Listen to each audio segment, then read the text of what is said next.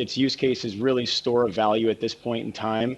And so while you can now buy a Tesla with Bitcoin, I wouldn't suggest doing so, because we're in a position where this is the earliest phases of an allocation to Bitcoin from the institutional and corporate community. So whether it was, Michael Saylor's MicroStrategy had an event last week that brought together 1,400 corporations to talk about Bitcoin, what it is, how to acquire it, how to think of it within a portfolio.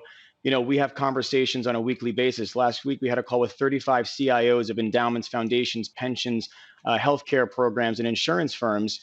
They're all thinking about this space. And I guarantee that Tesla's announcement today pulled forward many of those mid-year conversations of approving a Bitcoin position into the first quarter. And so it wouldn't surprise me to see a handful of other announcements in the coming weeks and months.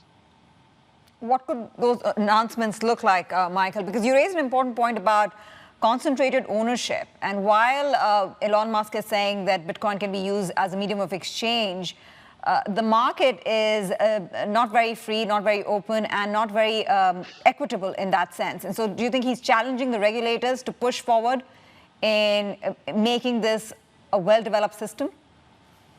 So it is one of the freest markets in the world. Anyone can access Bitcoin at any level. You can buy a fraction of a penny of Bitcoin. And so it's the most accessible in terms of the asset itself. Now, the application layer is where regulators can really kind of impact that. And so if, for example, your local jurisdiction doesn't allow for a proper exchange mechanism, you have to go sort of through other verticals. And so there's this jurisdictional arbitrage for people where cryptocurrency has been banned.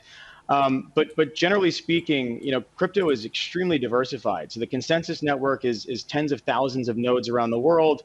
So the mining community is quite diversified. And also the holder base, we're at an all-time high in terms of number of wallets that hold cryptocurrency. And so we're seeing this mass kind of, people talk about Wall Street bets and Reddit, this social revolution, this monetary revolution. Bitcoin was the original monetary revolution. And I think right now people are starting to realize that. And now it's the individuals that are slowly getting there, whether it be exposure directly or now exposure through companies like MicroStrategy, like Square, like Tesla, like PayPal, or corporations, for example. And I think that's going to be the biggest impact on the market this year, will be this new allocation to the sector.